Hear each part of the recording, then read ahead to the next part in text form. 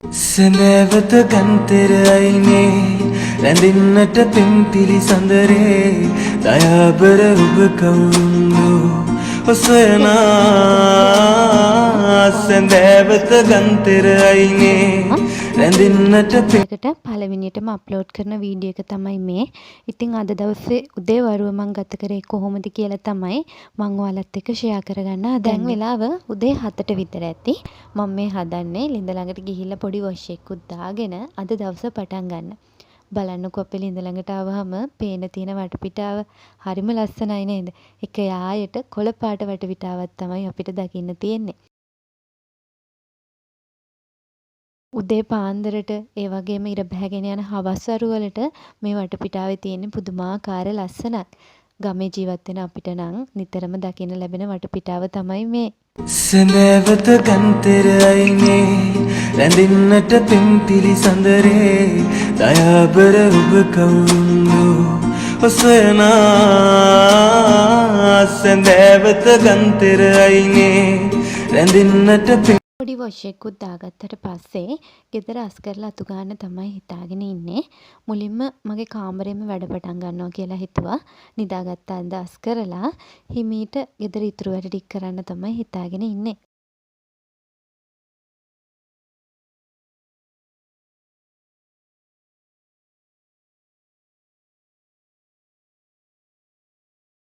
ගේ අස් කරලා අතු ගාගත්තට පස්සේ මම දැන් මේ හදන්නේ බීට්‍රූට් ජූස් එකක් හදාගෙන බොන්න. ළඟදී ඉඳන් තමයි මම බීට්‍රූට් ජූස් හදාගෙන බොන්න පටන් ගත්තේ. දැන් පුළුවන් හැම දවසකම වගේ බීට්‍රූට් ජූස් එකක් හදාගෙන බොනවා. බීට්‍රූට් කියන්නේ අපි හැමෝම කැමති එළවලුවක්නේ. මමත් ගොඩක් කැමති එළවලුවක් තමයි බීට්‍රූට් කියන්නේ. බීට්‍රූට් වල විටමින් C, යකඩ, පොටෑසියම් වගේ සංඝටක ඇතුළත් වෙනවා. ඒ වගේම තමයි ඉතින් හැම පැහැපත් කරගන්නත් බීට්‍රූට් ගොඩක් උදව් වෙනවා. අපි දැන් බලමු බීට්‍රූට් ජූස් එක හදාගන්නේ කොහොමද කියලා. බීට්‍රූට් ගෙඩිය පොත්ත ඉවත් කරගෙන හොඳින් සෝදගෙන පොඩි කෑලි වලට කපා ගන්න. ඒ කෑලි ටික බ්ලෙන්ඩර් කප් එකකට දාගෙන දෙහිස්ම ටික්කුයි ලුණු ටික්කුයි එකතු කරගෙන තව තමන්ට අවශ්‍ය ප්‍රමාණයට වතුර ටික්කුත් එකතු කරගෙන හොඳින් බ්ලෙන්ඩ් කරගන්න තමයි තියෙන්නේ. අනිවාර්යයෙන්ම බීට්‍රූට් ජූස් එක හදද්දී දෙහිස්ම ටිකක් එකතු කරගන්න.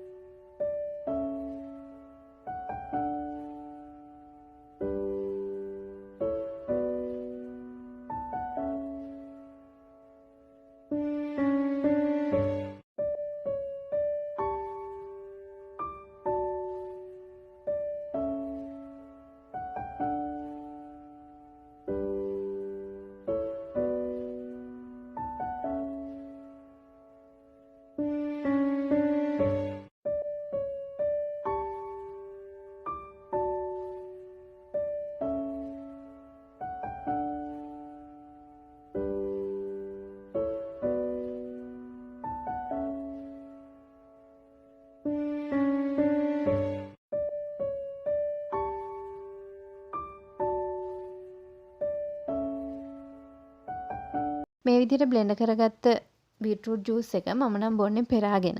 ඔයාලා කැමති නම් පෙරන්න නැතුව වුණත් බොන්න පුළුවන්.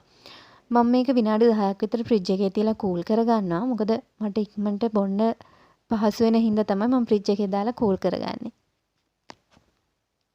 ඔයාලා කැමති නම් කූල් කරගන්න නැතුව නිකන් වුණත් බොන්න පුළුවන්.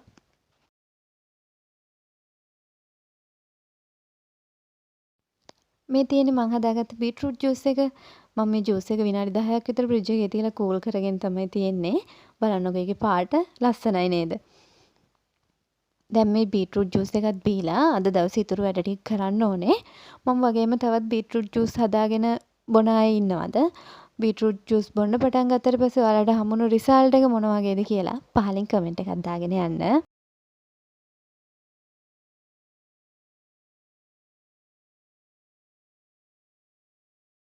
ඔන්න මං බීට්‍රූට් ජූස් එකත් බීලා ඉවරයි. දැන් අපි යමු සල්ලි හැදින්න. සල්ලි හැදින්න යන් කිව්වහම ඔයාලා හිතනවා ඇති නේද සල්ලි බිම් වැටලා තියනවාද කියලා. ඇත්තටම ඔව් බිම් වැටලා තියෙනවා. හැබැයි සල්ලි නෙවෙයි පුවක්. ඔයාලා දකින්න ඇතිනේ අපේ වත්තේ පුවක් ගස් සෑහෙන්න තියෙනවා. ඉතින් මේ දවස්වල හුළඟත් සැර නිසා ඉදිච්ච පුවක් ගෙඩි බිම් වැටලා තියෙනවා. මට තියෙන රාජකාරියක් තමයි මේ ඉදුණු පුවක් ටික බාස්කට් එකකට එකතු කරගන්න එක. මම මෙහෙම එකතු කරගන්න පුවක් ටික හොඳට තදව්වේ දාලා වේල ගන්නවා. මෙහෙම වේල ගන්න පුවක් වලට තමයි කරුංග පුවක් කියලා කියන්නේ. ඔයාලා දන්නව ඇති නේද? සාමාන්‍ය පුවක් වලට වඩා කරුංග පුවක් වල මිල වැඩි. සාමාන්‍ය සුද්ධ කරගත්ත කරුංග පුවක් කිලෝ එක මිල රුපියල් 900ත් 950ත් රුපියල් 1000ත් ඊට වැඩි වෙන අවස්ථාවලුත් තියෙනවා. ඉතින් රැකියාවක් නොකර ගෙදර ඉන්න ගෘහණියක් විදිහට අපේ මාසික බජට් එකට අමතර ආදායමක් එකතු වෙනවට කවුද අකමැති? සාමාන්‍යයෙන් ඉතින් ගම්වල ජීවත් වෙන අපිට නම් මේ වගේ ආදායම් මාර්ග ගොඩක් තියෙනවා. සැඳෑවත ගන්තෙර අයිනේ රැඳින්නට පෙම්පිලි සඳරේ දයාබර ඔබ කවුරුන්දු ඔසයනා. දැන් නම් වත්තත් පොඩ්ඩක් කැලේ වැවිලා තියෙන්නේ. මොකද පහුගිය දවස් ටිකේම වැස්සනේ. ඒ හින්දා ඉක්මනට කැලේ වැවෙනවා. ඉක්මනට මේක සුද්ධ කරගන්නත් ඕනේ. මේ තියෙන්නේ මම පහුගිය දවස් ටිකේ එකතු කරගත්ත පුවක් ටික. දැන් ඒවා හොඳට තදව්වේ වේලෙන්න දාලා තියෙන්නේ. තව සතියක් විතර තදව්වේ වේලා ගත්තාම මේ පුවක් ටික අපිට විකුණ ගන්න පුළුවන්.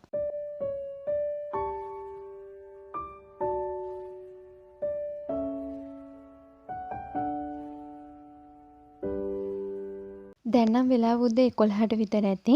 මං උදේට කෑමත් කාලා වොෂ් එකකුත් දාගෙන මං දැන් මේ කරන්න හදන්නේ මං ආසම වැඩ. මට ගවුමක් මහගන්න තමයි මං දැන් මේ හදන්නේ. සාමාන්‍යයෙන් මං කඩෙන් රිදි ගන්නේ නැතිම තරම් කෙනෙක්. මට ඕන විදිහට මට ඇඳුම් මහගන්න පුළුවන් නිසා මං හිතන්නේ ඒක මට ලාභයි කියලා හිතනවා. මොකද රිදි කෑල්ල ගන්න යන වියදම විතරයිනේ. දැන් ඉතින් පොසොන් බෝයත් ළඟ ළඟම එන නිසා පන්සල් වඳින්නයි දන්සල් වඳින්නයි දෙකටම අඳින්න පුළුවන් විදිහේ ගවුමක් මහගන්න තමයි හදන්නේ. ඊට කලින් මම මහන කාමරේ මගේ මැහුම් කාමරේ අතු ගාගෙන මැෂින් එකත් හොඳට පිහද ගන්න ඕනේ. ඊට පස්සේ මහන්න තමයි හිතාගෙන ඉන්නේ. එහෙනම් මං ගිහින් එන්නම්.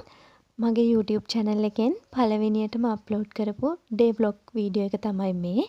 ඉතින් මේ වගේ වීඩියෝස් ඔයාලා දිගටම බලන්න කැමති නම් මගේ YouTube channel එක Life with Rebecca subscribe කරන්න කියලා ආදරෙන් මතක් කරනවා. ඒ වගේම මේ වීඩියෝ එකට ඔයාලා කැමති නම් like කරන්න, comment කරන්න කියලාත් ආදරෙන් මතක් කරනවා. එහෙනම් ඔයාලා හැමෝටම සුබ අනාගතයක් ප්‍රාර්ථනා කරනවා.